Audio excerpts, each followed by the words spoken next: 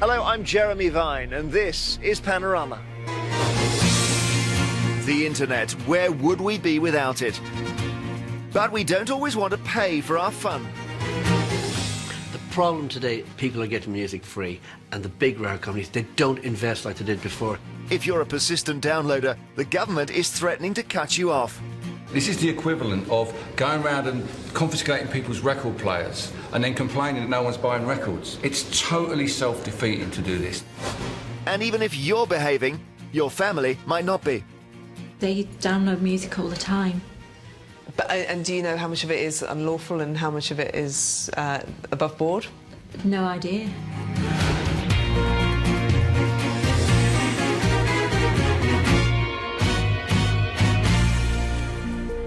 The government is trying to protect the music, film and TV industries from all of us, or at least from those people who use the internet to download material illegally. A new law going through Parliament now will crack down on broadband pirates. And if somebody in your home is caught too many times, your internet connection could be slowed down and then even cut off. So what will that do to you and your family's web use? Radio 1's Joe Wiley reports.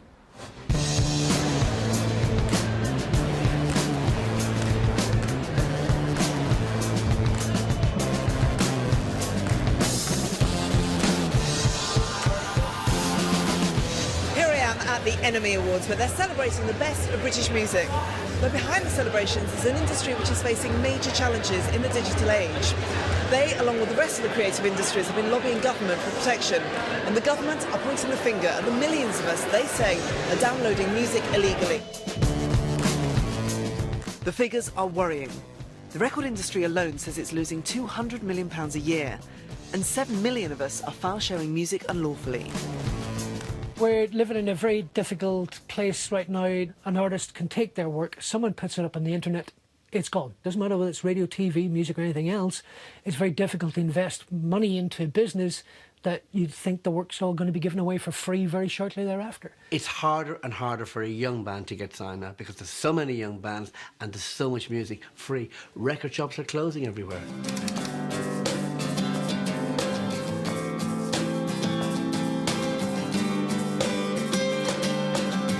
Every night I remember that evening, the way you looked when you said you were leaving, the way you cried as you turned to walk away. When you create something, it's fair that you get paid for it.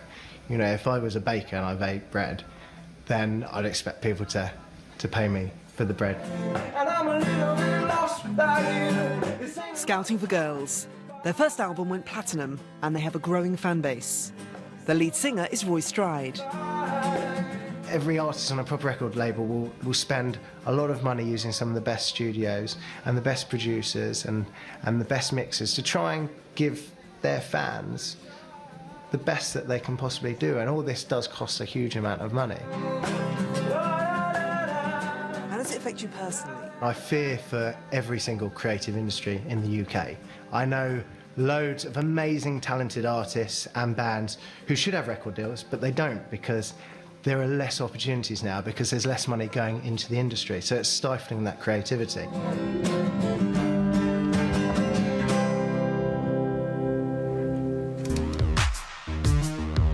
The government thinks the answer is a new law, which would make it easier for entertainment companies to sue persistent downloaders. It could even lead to people being cut off from the web. So how would this affect ordinary households? Nikki and Paul Dambra have 4 kids. Seth, 16, Iona, 13, Jude, 12, and Posey, 4. The Dambras have a busy household and a busy Wi-Fi link. They download music all the time.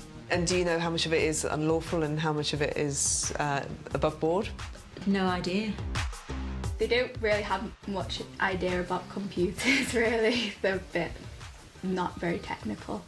The children have a different relationship to music and they just see it as something, a product that they can access via a computer. Is it possible to police this when you've got this many children all in their bedrooms with their laptops? There's no way we can do it, given your work laptop is taken from wherever it's been left, and we find owners on it at 11 o'clock at night. Don't know what she's doing, and you're not aware that she's in a bedroom doing that. This is IT sleuth Keith Cossenden. He normally investigates computers for criminal cases, but we've asked him to help Mum and Dad find out what the kids have been up to. We'll get those results later. Across Britain, it's the young who are the biggest offenders. One industry trade body, UK Music, says its research shows 61% of 14 to 24-year-olds download illegally. Students Steve, James, Owen and Laura are typical downloaders. They're all at university in Manchester. I don't really know anyone who doesn't do it, to be honest, within my friends especially. Fairly has broadened my range of music, and I don't feel guilty about it. It's just made me enjoy it even more. There's no repercussions. It's really easy just to click download something. There's no one telling that you've done something wrong. I DJ a bit and I download a lot of music and I download a lot of software and stuff for university. I can't remember the last time I bought a CD, actually. A long time ago. And do you feel like you're doing anything wrong? Do you ever kind of have a niggle of guilt at all? I probably should, but I find that it doesn't overly bother me that much. It's another job for our expert Keith. Just how much illegal material have they got on their computers? Steve's got a variety of files. There's some music. There's also downloads of TV series, only currently on the TV, certainly not commercially available in the UK as DVDs. There's films that are currently on at the cinema, and then there's just copies of DVDs as well. Where do you get your films and your music from? It's a website called the Pirate Bay. That pretty much deals with everything you could want, from music to films or anything. It's just there, isn't it? It's 2 clicks away, and it's not really affecting anyone if you do or you don't. Yo, sweet, Yo. So is file sharing a victimless crime? London rapper Sway feels strongly that it's not. He's even released a song asking fans to stop illegally downloading his material. People don't want to pay for CDs. Not every other household's got PCs. They download on MP3s. People, please be reasonable. A few people may wise up to the fact that, you know what we're actually doing is wrong. Because, you know, if I was to ask my little brothers and you know, their whole community, if they download, they'll freely say yes, because they don't even believe that they're doing anything wrong. And how does it affect you as an artist, as a person who's making music, when people do illegally download? Well, as an independent artist, it can affect you a great deal, because at the end of the day, what you recoup is what you put back into the music. So if you're losing revenue from people illegally downloading, that can affect your creative process. How am I gonna make my G's if you've got my album before the release? Quality's rubbish and there ain't no sleeves. Do you deem that feasible? So the government's launched the Digital Economy Bill as an attempt to break our habit of swapping songs, film and videos for free across the World Wide Web. What the bill will require is that people use their broadband responsibly. And just as, you know, if you're using electricity, you need to use it in lawful means. So with broadband. The new law means our internet use will be under far greater scrutiny. My home, like many in the UK, is awash with desktops, laptops, iPods and mobile phones, all accessing our Wi-Fi. With my name on the broadband accounts, the government will be making it my responsibility to ensure nobody unlawfully file shares. So, if someone starts downloading pirate material, what will happen? The rights owners will identify that somebody is unlawfully obtaining their content. They will be able to contact the internet service provider and say, please send a letter to this individual. The first 2 letters should fundamentally be just trying to explain to people what they're doing and ask them to please stop doing it, and to point them towards the kind of services they can get. The plan is that when you're caught, your internet service provider, or ISP, will write you a letter. The more unlawful downloads, the sterner their tone. The third and final letter will be your last warning. If you infringe after that, the copyright owners can apply for your name and address, so they can sue you. If these measures don't solve the problem of Download Britain, the government will be able to adopt the power to restrict people's broadband speed, or even cut them off for a time. It's controversial, and for many artists, the power to cut their fans off from the internet is a measure too far. Dave Stewart, record producer and former Eurythmic, is against the bill.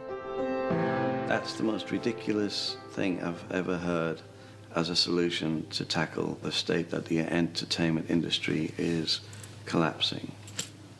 How are they ever in 1 million years going to stop file sharing? I mean, who is going to come up with something that is as clever as the next hacker who comes up with the thing to crack it? I don't want anyone cut off. I don't want anyone fined. I just want the industry to get together and for everyone to provide a really compelling solution which is going to work out best for the music industry, but also, most importantly, for the fans.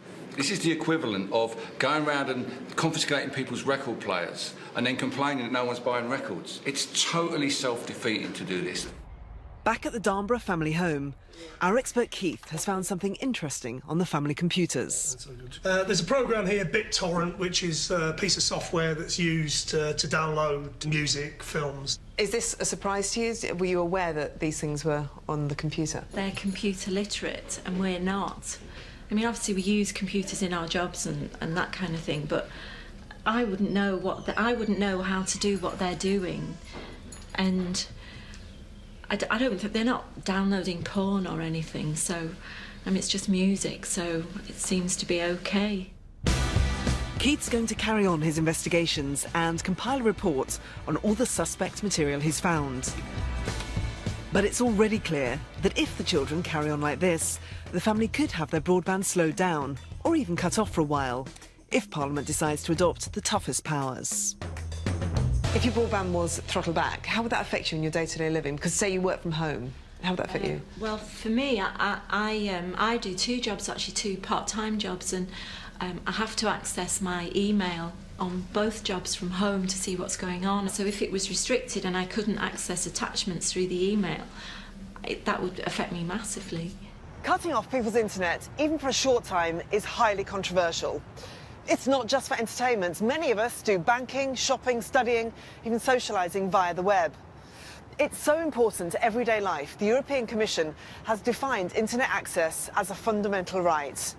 So is it fair to cut it off to protect the copyright of entertainment companies? The government has solely looked at what the music and the film companies want, and they've just ignored the reality of the internet, and they've also ignored the reality of human rights. It just simply won't work. Well, I don't think there's any human right to take content that isn't yours without anybody's permission. Jeff Taylor speaks for the British phonographic industry, which represents the record labels.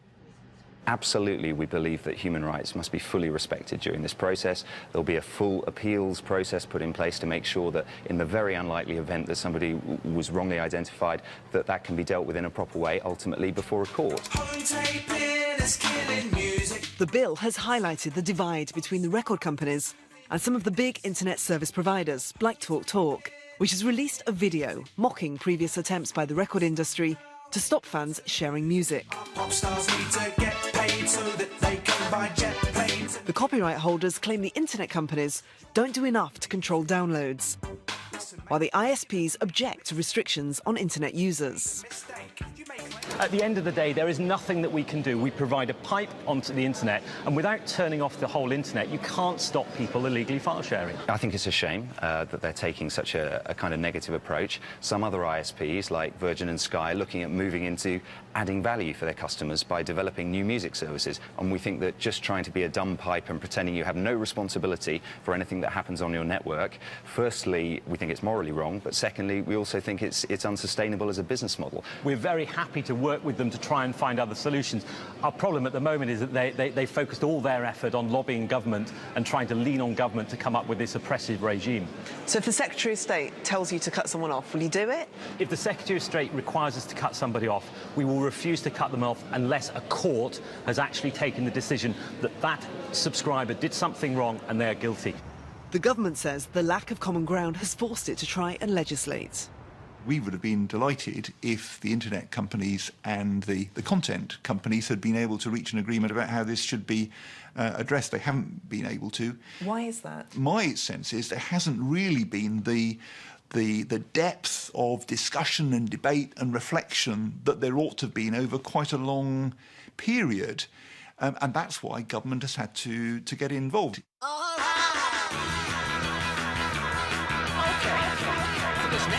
Some musicians oppose the bill.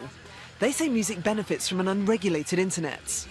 One group concerned about the government's proposals is the Featured Artists Coalition. Nick Mason of Pink Floyd, Ed O'Brien of Radiohead, Mark Kelly of Marillion, Kate Nash, who used MySpace to launch her career, the singer Billy Bragg, and the man behind this tune, Hal Ritson of the Young Punks.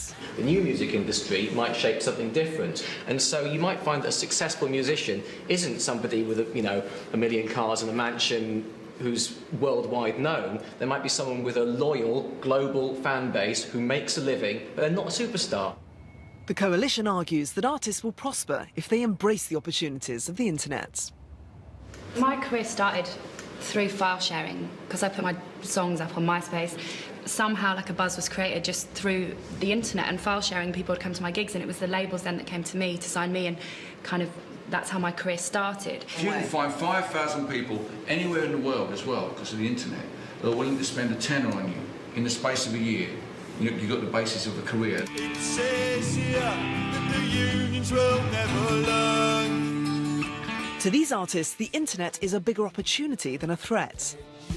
They argue that musicians can be their own publishers and leave the record companies behind. Please excuse me, I never meant to break your heart. We didn't want to sign a new record deal, even though we had quite a few offers, mainly because we wanted the freedom to do what we wanted and when we wanted, So we decided to ask the fans through the internet to fund the recording of the record before we made it. It's very simple, and it worked really well for us. I mean, we've done that for 4 albums now. Actually, the music industry is thriving. It's the record industry that is dying on its feet. That's the paradox here. Other artists disagree.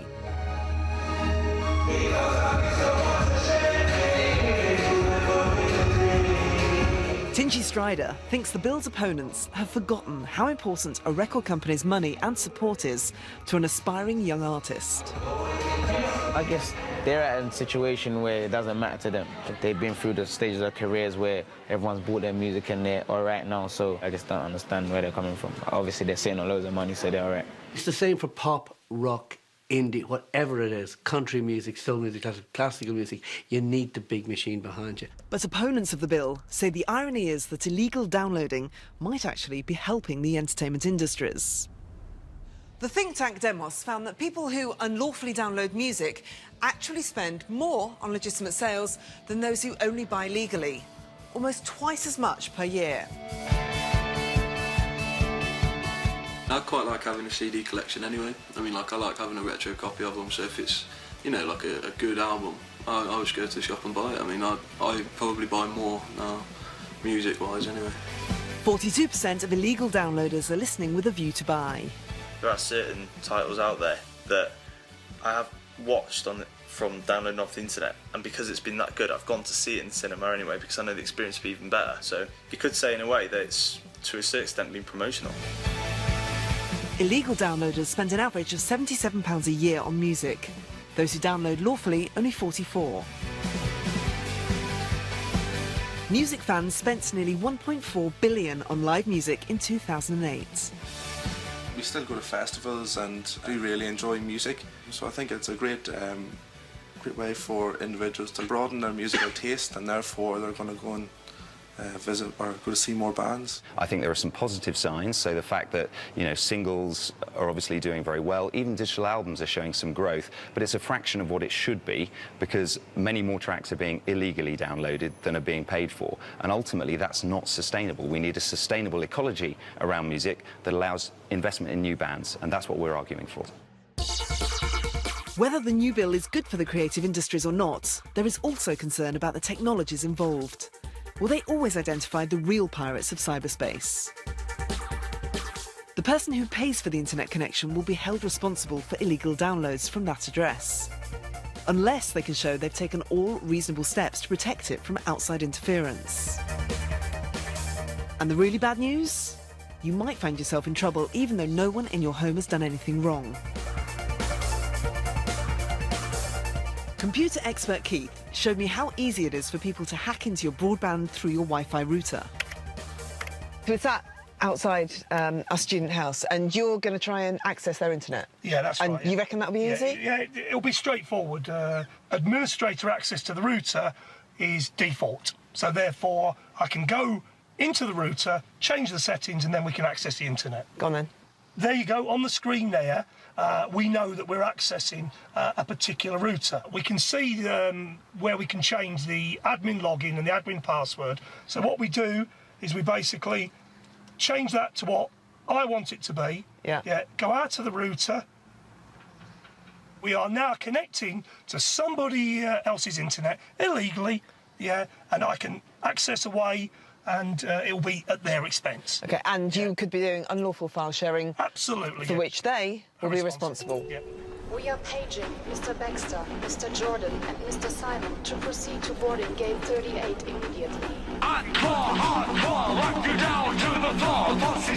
Someone downloaded this German techno tune on David Pomfret's internet connection. But he says it wasn't him. Under existing law, he got a series of legal letters from the people who own the copyright. Out of the blue, wasn't expecting it, opened the letter, and it was basically immediately asking me to pay, I think it was £1,000, which, you know, my heart sort of hit my boots. Carol Spindler was also accused of downloading the same tune. You're made to feel like a criminal every time you receive a letter. It's, you have done this, you haven't proved that you haven't done it, or that it hasn't happened on your connection, so you are to blame for it. And I just find it very frightening that somebody could find me guilty on so little evidence. Could you imagine going to court saying, we're doing you for a speed camera, but we haven't got a picture of your car? And to me, it's the equivalent of that. And there's another problem. The new law depends on the entertainment companies tracking downloaders via their computer's IP address, which acts like a fingerprint when you go to any websites. But could you get round that? Dr. Richard Clayton is an expert on computer security and advises the House of Lords. So is the Digital Economy Bill a workable proposition in your eyes? I really don't think so, because if people are going to find their internet is cut off because people can find out who they are, then they will move immediately to systems where it's not possible to find out who they are. The big sources of illegal songs and movies are websites like Pirate Bay, BitTorrent and LimeWire. When you start downloading through one of them, your computer's IP address is logged, and that makes you vulnerable. We take a file here, and we can see that this file is being shared from a machine in West Sussex. Yep. And it's currently being read by a machine in Cambridge, Cambridgeshire, and therefore the record company could take that IP address, could go to the ISP, and they could say, who is this person? Now, if you don't want to be caught in this way, then you can use some sort of anonymity system. Anonymity systems work by creating a chain of internet users all over the world. If you file share like this, your IP address will be hidden somewhere in the chain. It will look like the song or the movie was downloaded by someone else entirely. We should now notice, yes, it's no longer being shared with a machine in Cambridge, it's now being shared with a machine in Germany. And what's more, that machine in Germany is not keeping any records, so if the record company saw that it was being shared by a machine in Germany, they could go off to the machine in Germany and say, tell us who is behind here. The machine in Germany would say, I'm terribly sorry, I don't know. As soon as it's necessary to have a system like this to do file sharing, we will see large-scale systems like this growing up. But you don't have to understand all the anonymity, all the cryptography which is going on. All you have to do is check a few boxes and it will magically work for you. So we've been monitoring our house, our family in Manchester, and this is the download report. This is the evidence that shows what exactly they've been doing over the last week or so. And it's quite astonishing stuff, actually. The family, particularly, have been consuming loads and loads of music. A lot of them really new bands, kind of stuff that I'm really into.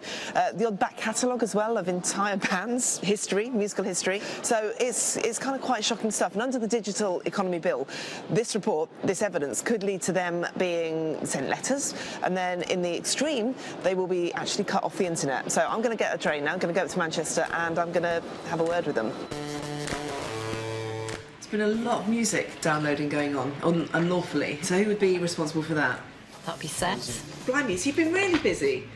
It's all you. It's not the mum and dad at all, it's all you. It's just me. And is this an average week for you, do you think? Not an average week, but I went kind of a bit crazy because it's been half term, so I've had a lot of free time.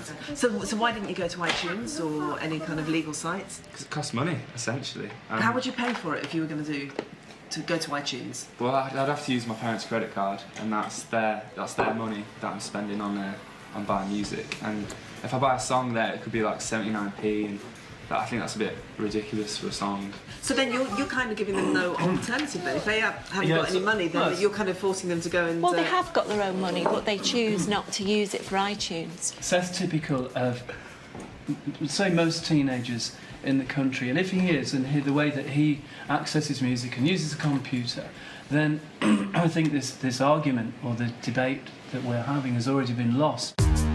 Meanwhile, Panorama has imposed a heavily slowed down internet connection on our students.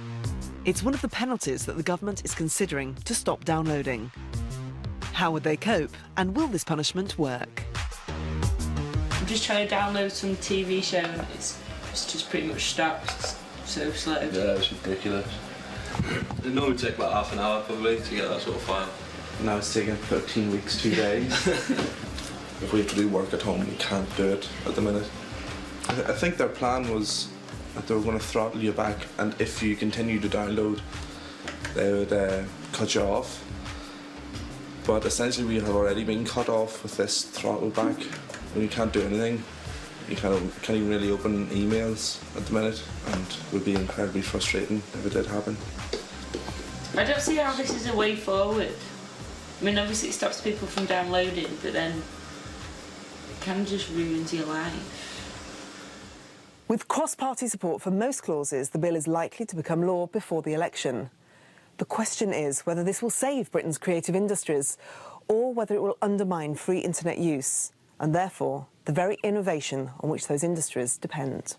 This is literally the last roll of the dice for the music business, OK? And people have to take responsibility, and they have to decide whether, if they want to download music for free, then they're going to harm the future of music. It's a waste of everyone's time and money to have a debate about a legal crackdown which would just alienate fans from the musicians that they should be supporting and would cost money and actually wouldn't work. We do need that kind of breathing space to allow the investment to take place, not only in terms of financially from the industry itself, but also from the artists to get some sort of security that they can get paid for their talent and ability, an extraordinary, wonderful thing they make for us called music. Quite how the new law will work in practice remains to be seen, but if you go to our website, we've got some tips there on how you can download and stay on the right side of the law.